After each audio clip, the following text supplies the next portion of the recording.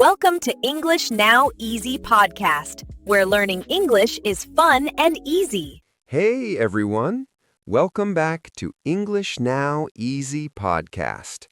I'm James, and I'm really happy you're here with us today. And I'm Kate. Hi, everyone.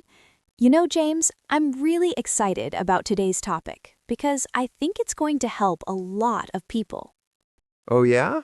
Tell me more, Kate. What are we talking about today? Well, today we're going to talk about something that feels very real and very important. We're going to learn how to talk to the police in English. Ah, yes, that's a really important topic, Kate. But hey, I have a question for you. Won't this topic feel a little scary or stressful for our listeners? You know what, James? Maybe it will feel a little scary at first. But here's the thing.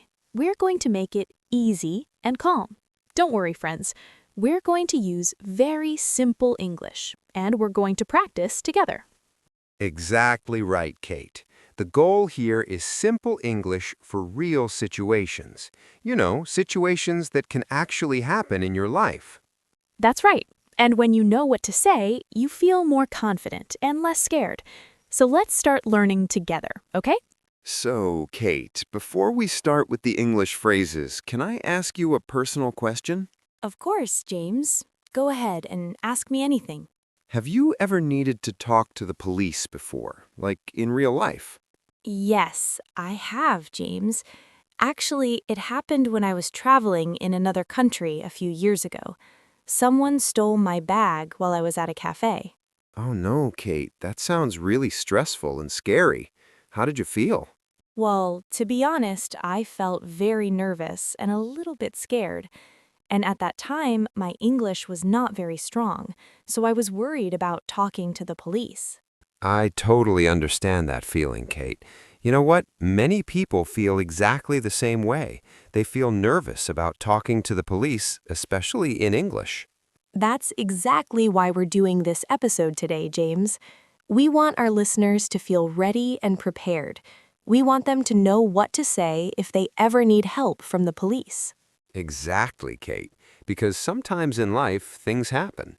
Maybe someone steals your phone, or maybe you see an accident, or maybe your neighbor is making too much noise at night. These things can happen to anyone. That's right. And when these things happen, you need to know how to ask for help in English. It's not about being perfect, it's about being clear and getting the help you need. Okay, let's start now, Kate. Okay, James, let me ask you an important question to start. What is an emergency? That's a really good question, Kate. An emergency is a situation when someone is in danger right now. It means someone needs help immediately because something bad is happening. Can you give me some examples? Like, what would be an emergency? Sure, a fire in a building is an emergency. A car accident where someone is hurt is an emergency. If someone is having a heart attack, that's an emergency. Or if someone is trying to break into your house right now, that's also an emergency. Okay, I understand. So, in an emergency situation, we need help right away. And what do we say? In an emergency, you should say very clearly, "This is an emergency." And then you call the emergency number. In the United States and Canada, that number is 911. In the UK, it's 999. In Europe, it's 112. That's really important to know, James. Now, let me ask you another question. What is a non-emergency? Good question, Kate. A non-emergency is when you have a problem, but nobody is in danger right now. The problem is not happening at this exact moment. Can you give me some examples of non-emergency situations? Of course. For example, if someone stole your phone yesterday, that's a non-emergency. Or if you lost your wallet this morning, that's a non-emergency. Or maybe your neighbor plays loud music every night and you can't sleep. That's also a non-emergency. I see. So these are real problems, but they're not emergencies because nobody is in danger right now, correct? Exactly right, Kate. They're problems that you want to report, but you don't need help immediately. For non-emergency situations, you should call the local police station number, not 911. Okay, everyone, let's remember this simple difference. Emergency equals danger happening right now. Non-emergency equals a problem that happened before or a problem that is not dangerous. Perfect explanation, Kate. Nice and clear. So, Kate, tell us more about what happened when your bag was stolen. What did you do? Well, after I realized my bag was gone, I asked someone where the police station was. Then I walked to the police station to report the theft. And when you got to the police station, what did you say to the police officer? I walked up to the desk and I said very simply, "Hello, I need help. Someone stole my bag." That's all I said at first. See, everyone? That's perfect, simple English. You don't need to say complicated sentences. Just say what happened in simple words. That's right, James. And you know what? The police officer was very kind and helpful. He asked me some questions. First, he asked, "When did this happen?" Okay, listeners, this is an important question. When did this happen means what time did this happen? You can answer in different ways. You can say, it happened today, or you can say, it happened yesterday. Or you can be more specific and say, it happened about 1 hour ago. Exactly. And then the police officer asked me another question. He asked, "Where did it happen?" This is asking about the place, the location. You can answer very simply. You can say, it happened at the market, or it happened at the train station, or it happened on King Street. Just say the place name. Right. And then the officer asked me what was inside the bag. This means what things were in your bag. This is important because the police need to know what you lost. You can make a simple list. For example, you can say, my phone was inside, my wallet was inside, my passport was inside. Just list the important things. Exactly, James. And here's something important for everyone to remember. You don't need to use perfect grammar. The police officer just needs to understand you. That's so true, Kate. Clear and simple is better than perfect and complicated. Now, James, let's talk about another situation. Sometimes the police officer might ask you, "Can you describe the person?" What does this mean? Great question, Kate. Describe the person means tell me how the person looks. Tell me what the person looks like. The police want to know about the person's appearance. Okay, so what kind of things can we describe? Like, what about the person's height? Yes, height is good. You can say very simple things like he is tall or she is short. Or if the person is in the middle, you can say he is medium height. What about the person's clothes? Can we describe what they were wearing? Absolutely. Clothes are very important. You can say things like, he was wearing a black jacket, or she was wearing a red dress, or he had blue jeans and a white shirt. What about hair? Can we describe the person's hair? Yes, definitely. Hair is important too. You can say, he has short black hair, or she has long brown hair, or he has no hair, he's bald. And what about age, James? Can we tell the police how old we think the person is? Yes, you can. But remember, you're just guessing. You can say, I think he is about 30 years old. Or she looks young, maybe 20. Or he looks old, maybe 60 years old. Now, James, here's an important question. What if you don't remember? What if everything happened too fast and you didn't see the person well? That's a really good question, Kate. If you don't know or don't remember, it's okay to say that. You can say, I'm sorry, I'm not sure, or I don't remember, or it happened very fast, I didn't see well. That's important, everyone. It's okay if you don't remember everything. Just tell the police what you do remember and be honest about what you don't remember. Okay, Kate. Now let's talk about describing a place or location. Sometimes the police officer might ask you, where exactly did you see this person? What can you say? Well, you can use simple location words. For example, you can say, I saw him near the bank, or I saw her next to the coffee shop. These words, near and next to, mean close to something. That's good, Kate. You can also say, I saw him across from the park. This means on the other side of the street from the park. Or you can say, I saw her in front of the library.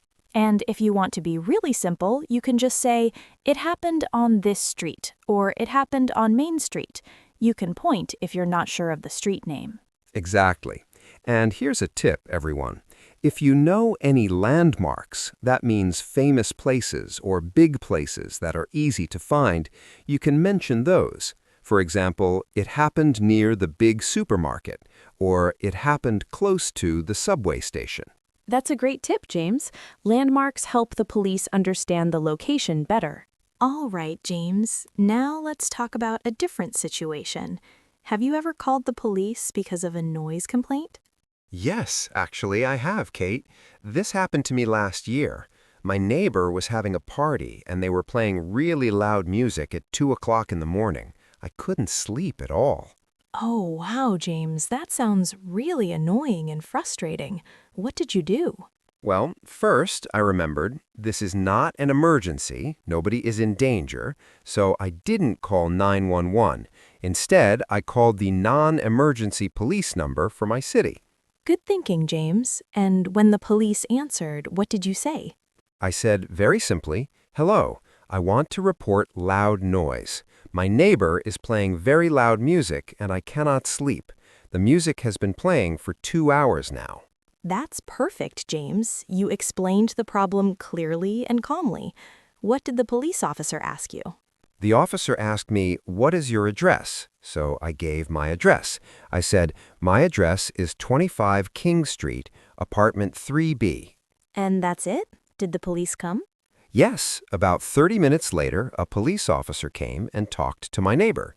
The music stopped and I could finally sleep. It was very helpful. See, everyone? This is a good example of how to report a non-emergency problem. Stay calm, be polite, and explain the situation clearly. Now, James, let's talk about another situation that makes many people nervous, a traffic stop. This is when a police officer stops your car while you're driving. Yes, Kate. This is something that can happen to anyone. Maybe you were driving a little too fast, or maybe your car light is broken and you didn't know. The most important thing is to stay calm. That's right.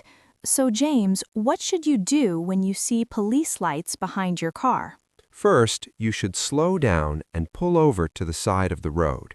That means move your car to the side and stop safely. Turn off your car engine. Then wait for the police officer to come to your window.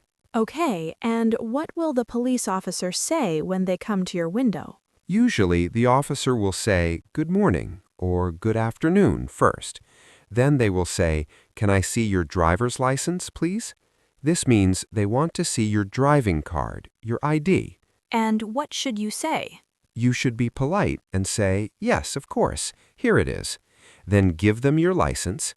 You can also give them your car registration and insurance papers if you have them ready. What else might the officer ask you, James? Sometimes the officer will ask, do you know why I stopped you? This is a polite way of asking if you know what you did wrong. And what should you answer? If you honestly don't know, you can say, no, officer, I'm not sure. Or if you think you know, you can say, was I driving too fast? But always be honest. What if the officer gives you a ticket? What should you say?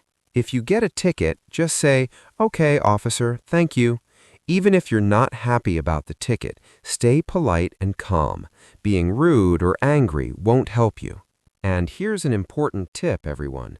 During a traffic stop, always keep your hands where the officer can see them, like on the steering wheel. This helps the officer feel safe, and it keeps you safe too. That's great advice, James.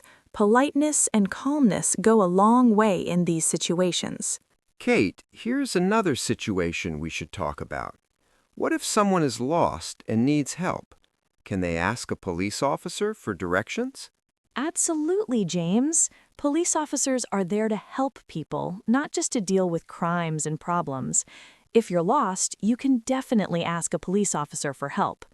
So what can you say if you see a police officer and you need help? You can walk up to them politely and say, "Excuse me, officer, I'm lost. Can you help me?"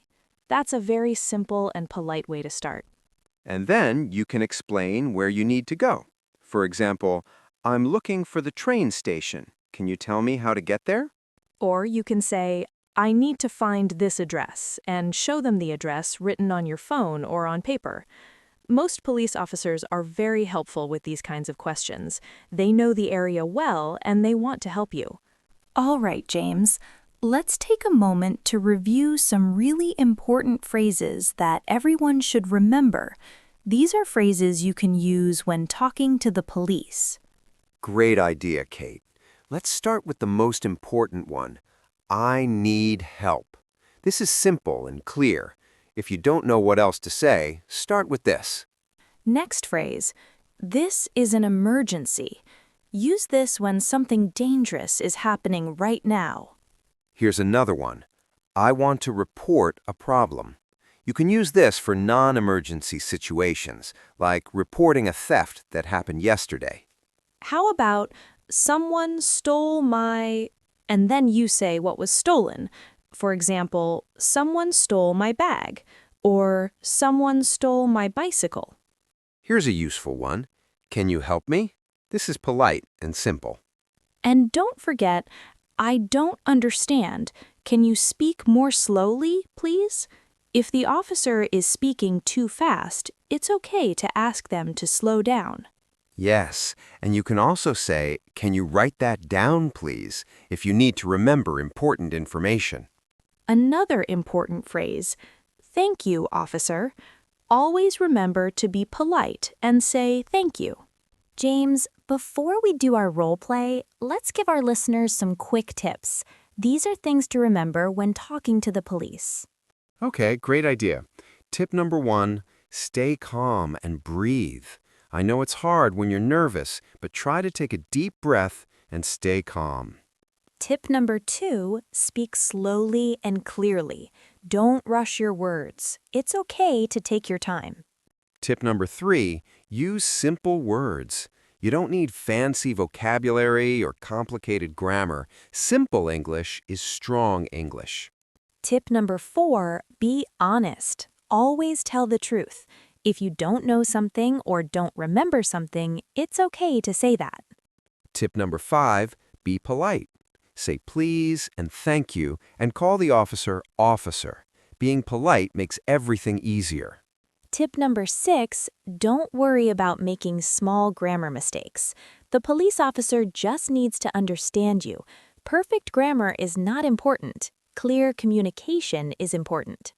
Tip number 7, if you don't understand something, ask the officer to repeat it or explain it. You can say, "Sorry, I don't understand. Can you say that again?"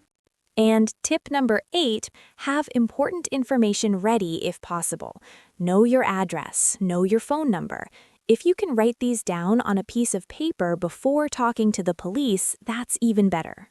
All right, James, I think it's time to do a role play so our listeners can hear how a real conversation might sound. Are you ready?